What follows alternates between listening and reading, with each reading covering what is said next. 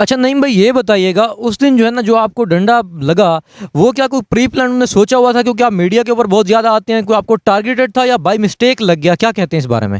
नहीं, उस वक्त मैं मीडिया के ऊपर नहीं आता था और 9 मई के बाद जब केसेस तो पहले भी 100 के करीब थे खान साहब के ऊपर 9 मई से पहले भी, लेकिन जब लातादाद केसेस होते गए तो फिर खान साहब ने कहा कि ये वीडियो पैगाम जो है वो बनाया करो कि केसेस क्या हैं, इनका प्लान जो है एक्सपोज किया करो।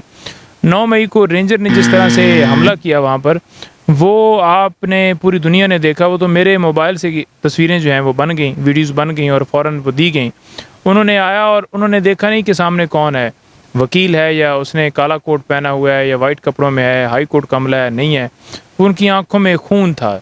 जब उन्होंने देखा हमें और उन्होंने धावा बोला, शीशे तोड़ रहे थे, हम रोक रहे थे, वारंट दिखाएं, क्यों आए हैं, कौन है आप लोग, तो उन्होंने नहीं छोड़ा और उन्होंने खान साहब को कॉलर से पकड़ा और जिस तरह से वो लेकर गए, वकला के ऊपर तशद्दुद किया।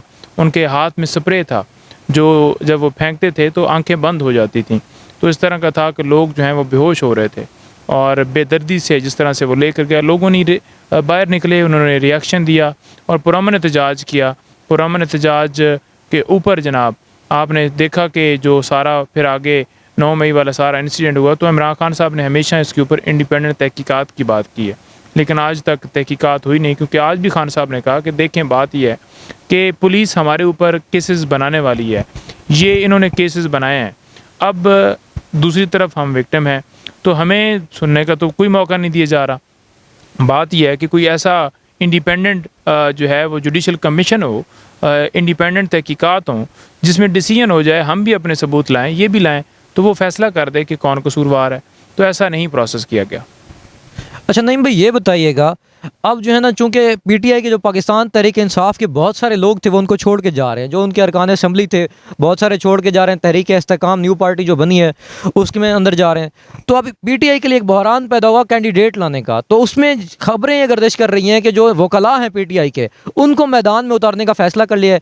इनमें बताइएगा कि इस बात में कितनी सच्चाई है और आप कितने विलेंगे, अगर आपको कहा जाता है इलेक्शन लड़ने के लिए तो क्या आप तैयार हैं, और क्या आप तैयार हैं तो फिर आप सीट निकाल सकेंगे या नहीं निकाल सकेंगे?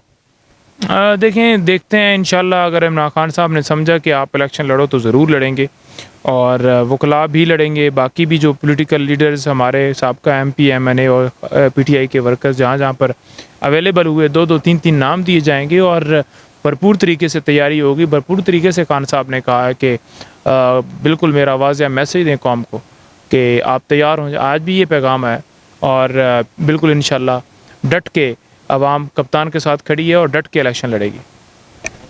अच्छा ये बताइएगा कि पाकिस्तान तहरीक इंसाफ के आप सिर्फ वकला मतलब वकील की हद तक हैं या दिल से भी उसको सपोर्ट करते हैं कि इमरान खान सही हैं, इनका फैसला सही है? यानी कि एक वकील होता है कि वो पेड होता है और दूसरा एक होता है आप दिल से किसी के साथ खड़े हैं, तो आप इसमें से कहाँ पे फॉल करते हैं, कौन सी कैटेगरी में आते हैं?